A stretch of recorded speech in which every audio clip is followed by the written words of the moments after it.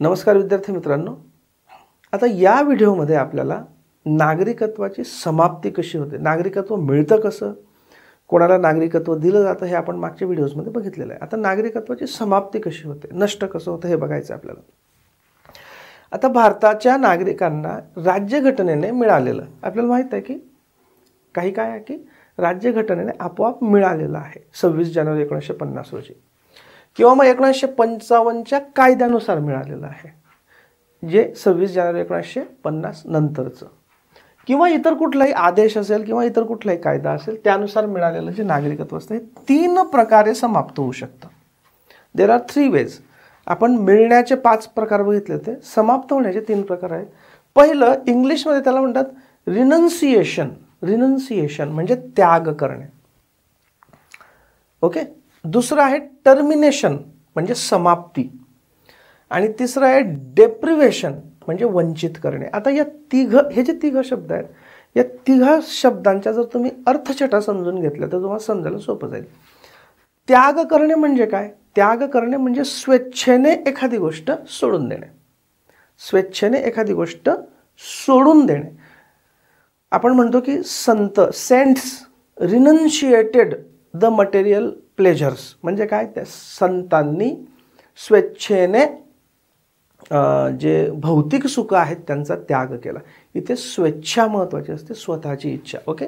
त्याग, रिनन्सिएशन, त्याग म्हणजे स्वतःहून सोडून देणे, त्याग करणे. टर्मिनेशन म्हणजे समाप्ती. टर्मिनेशन ही आपोआप होणारी गोष्ट आहे. टर्मिनेशन म्हणजे काय? एखादी गोष्ट आपोआप होणे. म्हणजे टर्मिनेशन किंवा समाप्तीमध्ये काय अभिप्रेत आहे की एखादी गोष्ट झाली म्हणून दुसरी गोष्ट आपोआप होणे, ते आहे टर्मिनेशन किंवा समाप्ती. आणि डेप्रिवेशन, वंचित करणे म्हणजे काय? एखाद्याने आपल्याकडनं हिसकावून घेणे. म्हणजे माझं नागरिकत्व एखाद्याने काढून घेतलं. एखादा म्हणजे कोण? राज्य काढून घेणार, देश काढून घेणार, तर काढून घेणे. तर पहिलं स्वेच्छेने, रिनन्सिएशन, त्याग. दुसरं आपोआप म्हणजे टर्मिनेशन किंवा समाप्ती. आणि तिसरं काढून घेणे म्हणजे डेप्रिवेशन किंवा वंचित करणे नागरिकत्वाच्या हक्कापासून किंवा नागरिकत्वाच्या स्टेटसपासून. आता वन बाय वन आपण बघू. रिनन्सिएशन म्हणजे काय? त्याग. हे काय? सज्ञान वयाचा आणि पूर्ण क्षमतेचा, म्हणजे person of full age and capacity. Person of full age and capacity म्हणजे 18 वर्षापेक्षा जास्त आहे आणि साऊंड माइंडचा आहे, स्वतःचा निर्णय स्वतःचा घेणारा आहे, अशी जी व्यक्ती असेल, असा जो नागरिक असेल. आता नागरिकत्वाची समाप्ती म्हणजे आता काय? नागरिक आहे ऑलरेडी, म्हणून आपण आता व्यक्तीच्या ऐवजी नागरिक शब्द वापरू. तर सज्ञान वयाचा आणि पूर्ण क्षमतेचा नागरिक हा घोषणापत्र म्हणजे डिक्लेरेशन दाखल करून, एक डिक्लेरेशन दाखल करेल, तो स्वेच्छेने नागरिकत्व सोडू शकतो. की समजा मी कुठल्या तरी बाहेरच्या देशात गेलो आणि मला तिकडे सेटल व्हायचं आहे आणि मला या देशाचं नागरिकत्व नको आहे, तर मी स्वेच्छेने सोडून देईल. तुम्ही जर थोडंसं गुगल केलं तर मागच्या काही वर्षांमध्ये, मागच्या 5-6 वर्षांमध्ये फार मोठ्या प्रमाणावर भारतीय नागरिकांनी स्वेच्छेने भारतीय नागरिकत्व सोडलेलं आहे. गुगल करा आणि व्यवस्थित डेटा बघा.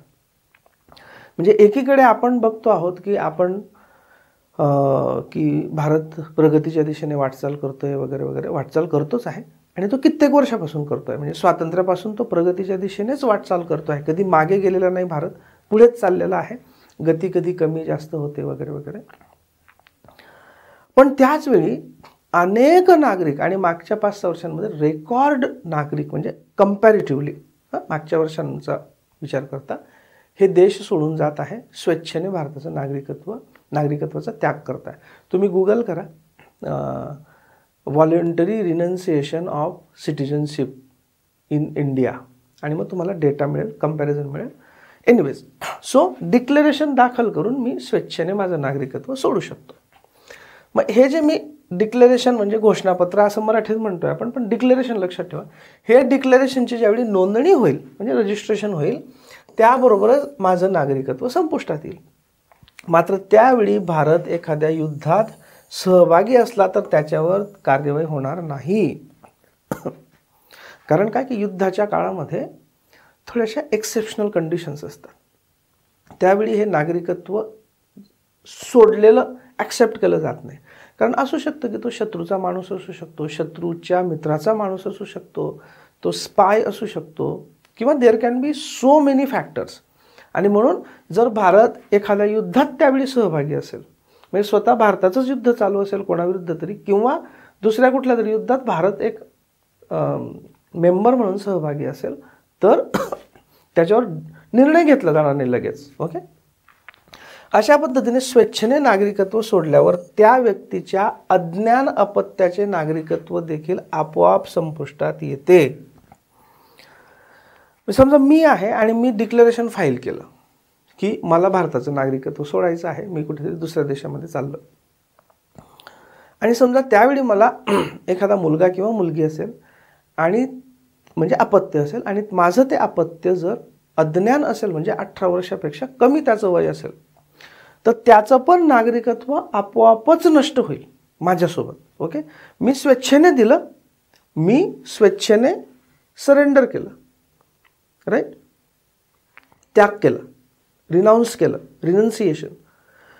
पण त्याच्याबरोबर माझ्या अज्ञान अपत्याचं आपोआप गेलं. ओके, ठीक आहे.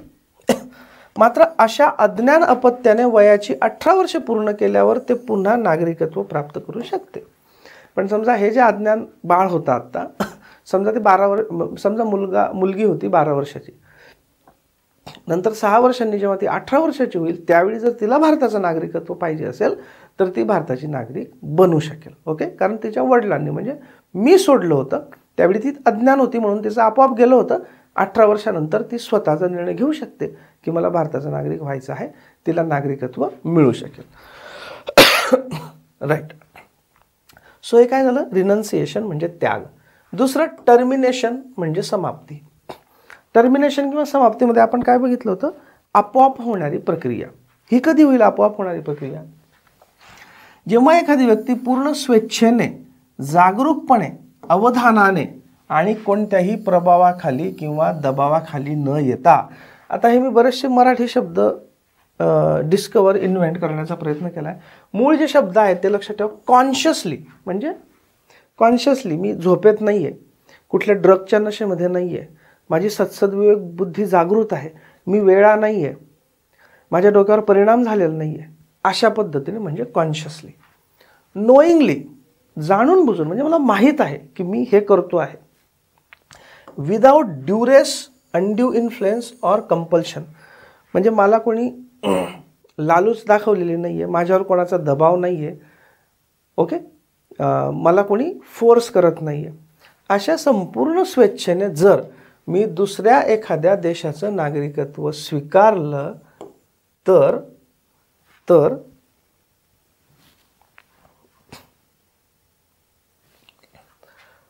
माझं भारतीय नागरिकत्व हे आपोआप संपुष्टात येईल. म्हणजे मी स्वतःहून भारताचं नागरिकत्व सोडायचं म्हटलं नाही किंवा डिक्लेरेशन फाईल केलं नाही, पण मी स्वेच्छेने दुसऱ्या देशाचं नागरिकत्व घेऊन टाकलं. स्वेच्छेने. समजा असंही असू शकतं की मी कुठल्या तरी देशात गेलो होतो आणि त्या देशाच्या आर्मीने मला पकडलं आणि दबावाखाली मला त्या देशाचं, समजा त्यांना माहीत आहे की मी काहीतरी आर्मीचा माणूस आहे भारतातल्या आणि माझ्याकडनं काही सिक्रेट्स काढता येऊ शकतात, किंवा मी कुठला तरी मोठा माणूस आहे आणि माझा काहीतरी उपयोग होऊ शकतो त्या देशाला वगैरे, म्हणून त्यांनी मला पकडून जेलमध्ये टाकून, माझ्यावर दबाव टाकून, बळजबरीने मला त्या देशाचा नागरिक बनायला सांगितलं, तर नाही. स्वेच्छेने असलं पाहिजे. तर मी संपूर्ण स्वेच्छेने, समजा दुसऱ्या देशात गेलो, संपूर्ण स्वेच्छेने त्या देशाचं नागरिकत्व घेतलं, तर मी जरी भारताचं नागरिकत्व सोडायचं अजून म्हटलेलं नाही, पण माझं भारताचं नागरिकत्व आपोआपच नष्ट होईल. ओके. मी अर्ज करायची गरज नाही, आपोआपच नष्ट होऊन जाईल. ओके. मात्र त्यावेळी भारत एखाद्या युद्धात सहभागी असल्यास हे कलम लागू होणार नाही. तर जसं मी मागच्या वेळी सांगितलं तुम्हाला लॉजिक, की ज्यावेळी भारताचं युद्ध चालू असतं किंवा भारत एखाद्या युद्धात सहभागी असतो त्यावेळी अशा याच्यावर डिसिजन घेतले जात नाहीत. याचं कारण काय, की ते युद्धाचा भाग असू शकतं, युद्धाची स्ट्रॅटेजी असू शकते शत्रू राष्ट्राची, इतर अनेक प्रॉब्लेम्स असू शकतात. ओके. तर हे काय झालं, हे झालं टर्मिनेशन म्हणजे आपोआप समाप्ती. मी दुसऱ्या कुठल्या तरी राष्ट्राचं नागरिकत्व घेतलं म्हणून माझं इकडचं भारताचं नागरिकत्व आपोआपच नष्ट झालं. तिसरं डेप्रिवेशन. डेप्रिवेशन म्हणजे काय, आपण काढून घेणे, वंचित करणे, राईट. काही विशिष्ट परिस्थितीमध्ये सरकार काही नागरिकांचं नागरिकत्व काढून घेऊ शकतं. समजा सरकारला वाटलं की ही व्यक्ती नागरिक बनण्यास पात्र नाही किंवा या व्यक्तीचं भारताचं नागरिक असणं हे धोकेदायक आहे, तर सरकार ते नागरिकत्व काढून घेऊ शकतं. मी स्वतःहून इच्छा जाहीर केलेली नाही, मी दुसऱ्या कुठल्याचा देशाचा नागरिक झालेलो पण नाही, पण तरी काढून घेतलं जाऊ शकतं. कोणत्या कोणत्या परिस्थितीमध्ये? एक म्हणजे जर मी नागरिकत्व हे फ्रॉडने मिळवलेलं असेल. फ्रॉड, मूळ शब्दच आहे फ्रॉड. म्हणजे काय, कपटाने, खोटे अभिनिवेदन करून. म्हणजे मी जे डिक्लेरेशन केलं नागरिकत्व मिळवताना ते खोटं होतं. बघा, कुठलाही फॉर्म आपण भरतो ना महत्त्वाचा, त्याच्या खाली एक व्हेरिफिकेशन असतं बघा, किंवा डिक्लेरेशन असतं. तिथे लिहिलेलं असतं बघा, I Sandeep Kumar Salunke declare that the information given above is true and correct to my knowledge, असं. आणि तिथे सही करतो आपण, ठीक आहे. ते व्हेरिफिकेशन किंवा डिक्लेरेशन असतं की मी संदीप कुमार साळुंखे असे अभिनिवेदन करतो की किंवा असे म्हणतो की वर दिलेली सर्व माहिती ही खरी आहे आणि ती खरी नसल्यास कायद्यानुसार माझ्यावर कारवाई होऊ शकते वगैरे वगैरे, आणि सही केलेली असते. ते डिक्लेरेशन महत्त्वाचं असतं.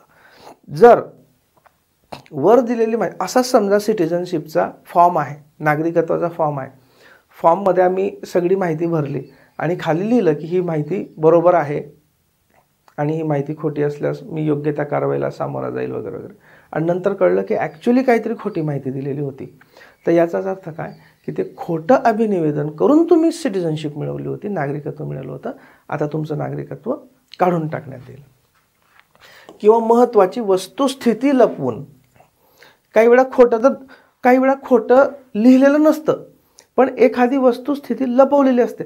समजा तिथे एखादा कॉलम आहे की तुमच्यावर कुठला अपराधी हे आहे का, खटला दाखल झालेला आहे का, ओके, आणि तिथे समजा तुम्ही काहीच नाही लिहिलं आणि तुमच्यावर काहीतरी आपराधिक खटला होता, क्रिमिनल प्रोसिडिंग्स होत्या, तर याचा अर्थ काय, तुम्ही खोटं नाही बोलले, तुम्ही काही लिहिलं नाही म्हणजे तुम्ही खोटं नाही बोलले, पण तुम्ही ती माहिती लपवली, ओके. तर अशा वेळेस सुद्धा हे नागरिकत्व काढून टाकता येऊ शकतं.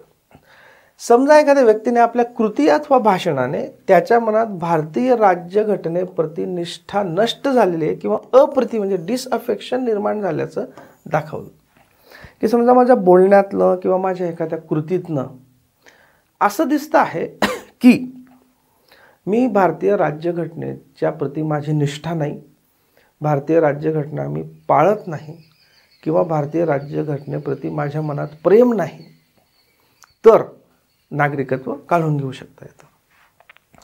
युद्धादरम्यान, समजा युद्ध चालू आहे आणि या युद्धादरम्यान शत्रू राष्ट्राशी किंवा युद्धानंतर पण प्रूव्ह झालं की युद्ध ज्यावेळी चालू होतं त्यावेळी शत्रू राष्ट्राशी, म्हणजे जे आपले शत्रू होते, ज्यांच्याशी युद्ध चालू होतं, त्या व्यक्तीने अवैधरित्या किंवा बेकायदेशीररित्या संपर्क साधलेला असेल किंवा व्यापार केलेला असेल, अवैधरित्या किंवा बेकायदेशीररित्या, युद्धादरम्यान सुद्धा शत्रू राष्ट्राशी आपलं संपर्क असू शकतो, व्यापार देखील असू शकतो, तो वैध असेल, कायदेशीर पद्धतीने असेल तर काही प्रॉब्लेम नाही. पण जर अवैधरित्या बेकायदेशीरपणे व्यापार केला असेल किंवा संपर्क साधला असेल तर त्याचं नागरिकत्व काढून घेता येऊ शकतं. याचा अर्थ काय की तो शत्रू राष्ट्राला काहीतरी मार्गाने ती व्यक्ती मदत करत होती असं त्याच्यातनं प्रूव्ह होतं, राईट. त्यानंतर नोंदणी किंवा देशीयकरण. नोंदणी म्हणजे काय, रजिस्ट्रेशन. जे आपण 5 प्रकार बघितलेले आहेत ना सिटिझनशिप मिळण्याचे, त्यातले 2 प्रकार आहेत बघा. एक आहे नोंदणी म्हणजे रजिस्ट्रेशन आणि देशीयकरण म्हणजे नॅचरलायझेशन. याद्वारे भारतीय नागरिकत्व प्राप्त केल्यानंतर, म्हणजे या 2 पद्धतीने नागरिकत्व प्राप्त केलं होतं आणि त्यानंतर 5 वर्षाच्या आत, म्हणजे समजा 1 जानेवारी 2018 रोजी मी नागरिकत्व प्राप्त केलेलं होतं नोंदणी किंवा देशीकरणाने, आणि 5 वर्षाच्या आत म्हणजे 1 जानेवारी 2023 पूर्वी त्या व्यक्तीला कोणत्याही देशात किमान 2 वर्षे कारावासाची शिक्षा झाल्या असल्यास, ओके, याचा अर्थ त्याने काहीतरी गुन्हा केलेला आहे, तर अशी सिच्युएशन असेल तरी त्याचं सुद्धा नागरिकत्व काढून घेता येऊ शकतं. संबंधित नागरिक सलग 7 वर्ष भारताच्या बाहेर राहिल्यास त्याचं पण नागरिकत्व काढून घेता येऊ शकतं. समजा मी कुठेतरी गेलो परदेशात आणि 7 वर्ष झालीत मी परत आलेलो नाही, याचा अर्थ की मी भारतात राहण्यास उत्सुक नाही किंवा कदाचित मी परदेशात स्थायिक होण्याचा विचार करतो आहे.